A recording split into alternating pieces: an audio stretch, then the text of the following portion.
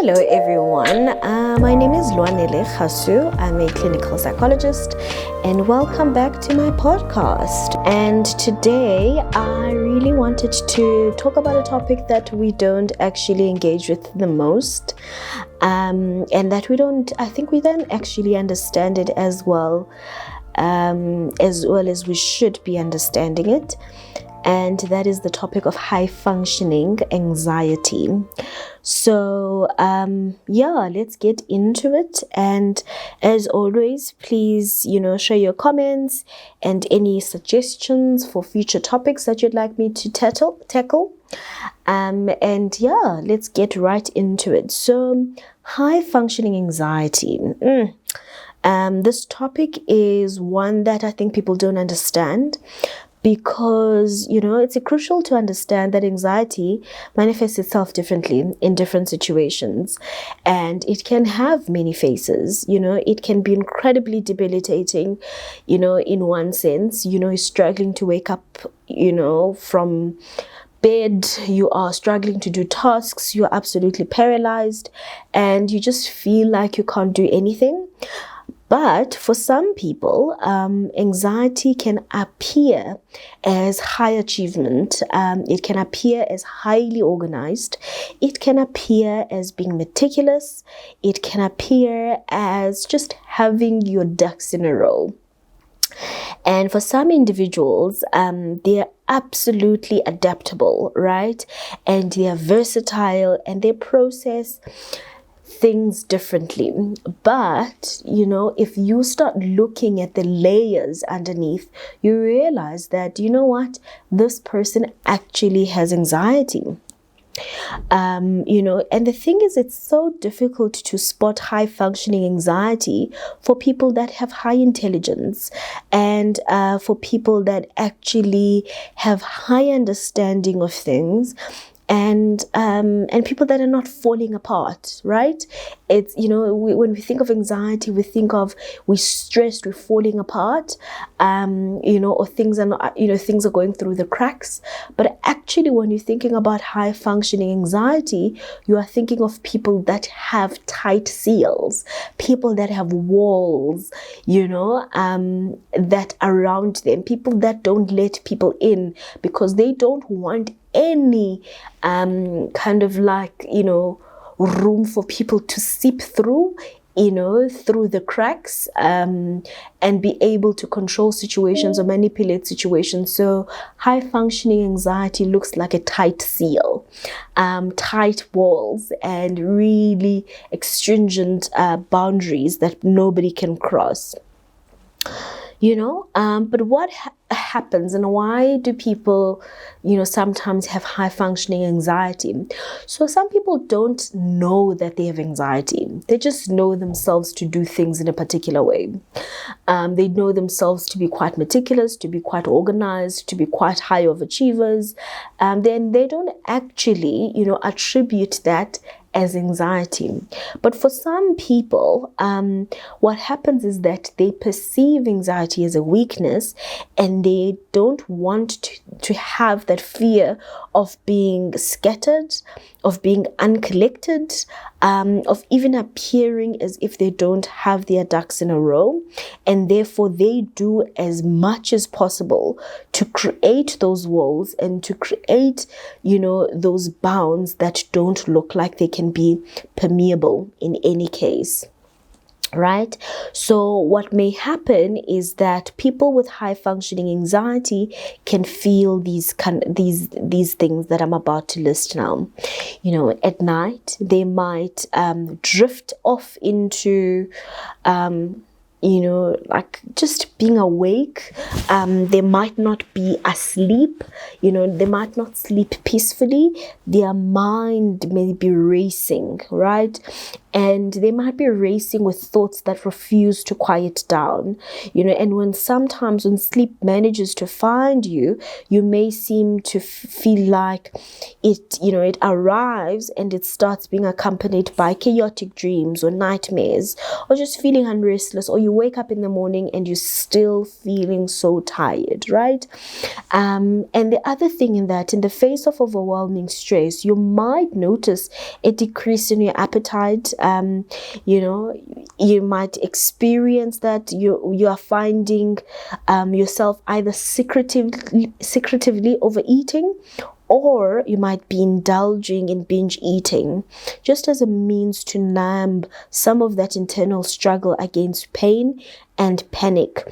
Food may become a source of solace, the one aspect that you feel like you may be able to control, that you may feel like you may be able to exert power over, and you may feel like you may be able to dictate when it begins and when it ends. Remember, anxiety is around feeling like you don't know how to control situations, or things are happening to you. You're having these overwhelming feelings that you otherwise don't know how to deal with. So it's not uncommon for anxiety to manifest in subtle yet sometimes uncomfortable ways. In the midst of your struggles, you might find yourself reacting in ways that you later feel embarrassed about. Perhaps you've noticed instances where you've lashed out at a colleague or your loved ones, and afterwards you experience feelings of regret and guilt, and you wonder, why did I do that? That's so not like me. I'm not a person that snaps at people or that talks to people in those ways. What is actually going on? It might be anxiety that's either unidentified or that you're trying so hard to suppress. The constant feeling of restlessness and difficulty concentrating can also make it challenging to find your sense of inner peace. You may also find yourself entertaining thoughts of sudden and significant life changes, driven by a deep sense of emptiness and a nagging belief that you are somehow inadequate, right? So you may be thinking to yourself, why am I doing so much, but I'm not feeling that sense of feeling enough. I'm not feeling that sense of I'm doing enough. I'm not feeling that sense of really being settled, or feeling like my work is significant, right? It might be, that anxiety seeping through your high functionness. And really, as a therapist, I want you to know that these experiences are valid and you're not alone in this journey. And there are a lot of people that experience high functioning anxiety, where, when we describe anxiety generally, we describe anxiety as, feelings of restlessness. We describe anxiety as worry, as concern. We describe anxiety as hypervigilance. We describe anxiety as hyperventilation, sweating on your hands, sweating on your body, racing thoughts and all of that. And sometimes your anxiety may not feel like it fits perfectly into that box, because you are high functioning, you are not struggling to get up in the morning, you are not struggling to get your tasks done. In actual fact, you do even more tasks than expected, but that may actually be one of those signals that there's a high functioning anxiety going on. So at every corner there lingers a sense of danger, leaving you in high alert. Some of the indications: you might be edgy, you might be uncertain. Joy and happiness become terrifying for you. You're thinking to yourself, what if someone takes it away? What if doom may loom away, right? There seems to be no time for you to bask in your celebrations or to really relish your wins. What if you dare rest and you fall into complacency? Have you heard some of those people that say, I can't rest because what if I move back into poverty? I can't rest because what if it gets taken away from me? Does it sound like an alarm bell is ringing? That may be signs of anxiety, because you're thinking to yourself that what you have built, what you have worked on is not permanent, right? Because anxiety, again, is really around the sense of not knowing if the future is going to look like what you want it to look like. And therefore, you make every attempt you can to actually manipulate it or to change it in the way that you'd like to see it.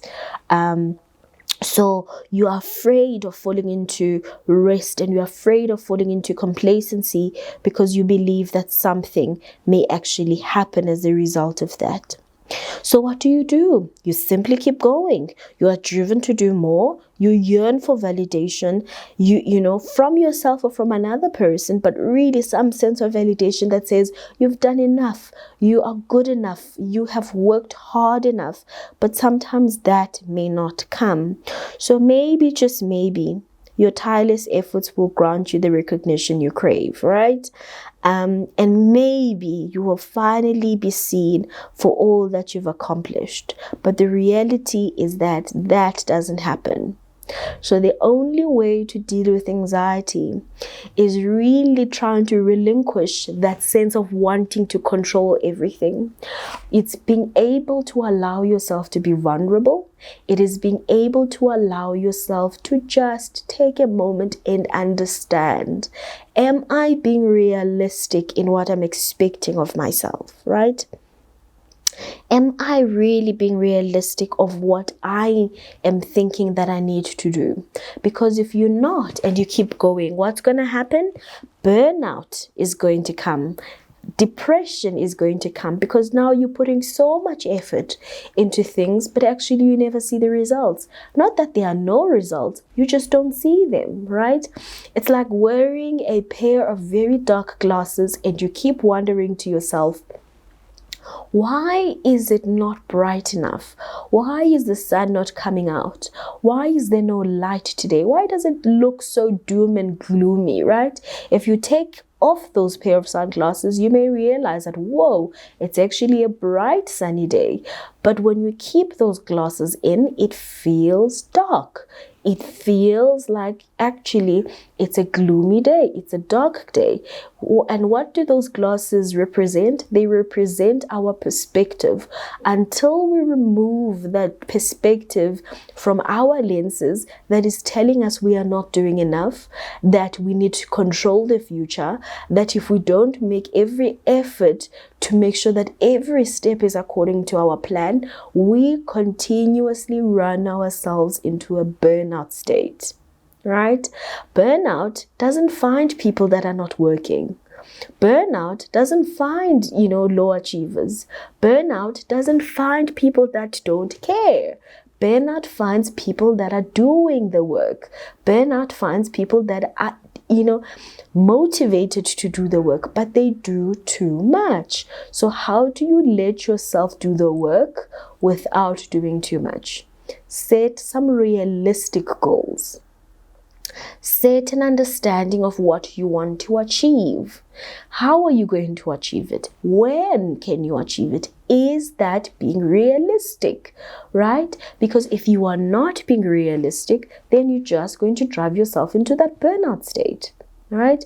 So you want to be able to set realistic goals, feasible goals, and being able to set realistic timelines to get to those goals.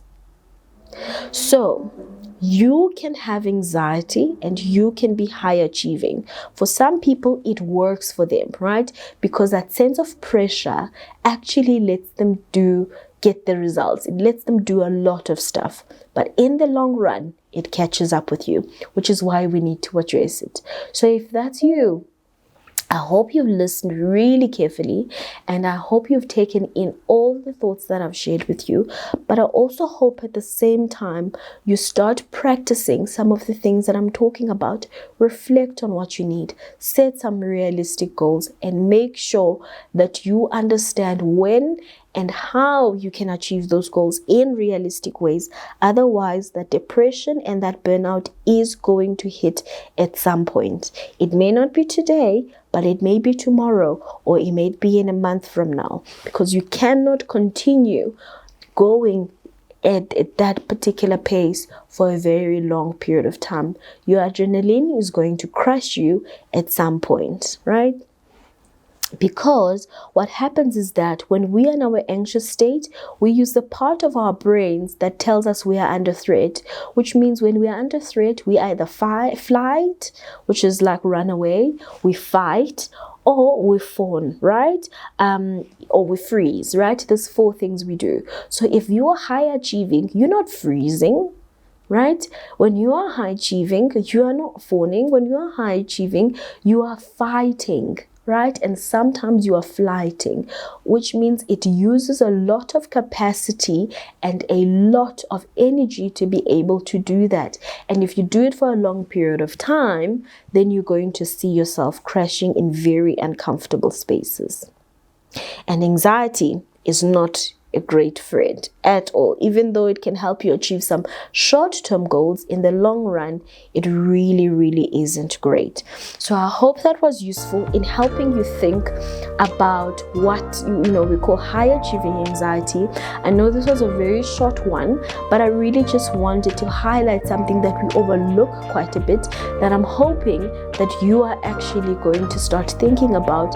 And if you'd like to know more about high achieving anxiety, I may be taking it for granted that this information is enough, but if you want to know more, ask some questions, let's engage, and maybe I will do a part 2 on high functioning anxiety based on some of the questions you might have. I hope this has been useful for you, and I will see you on the next one.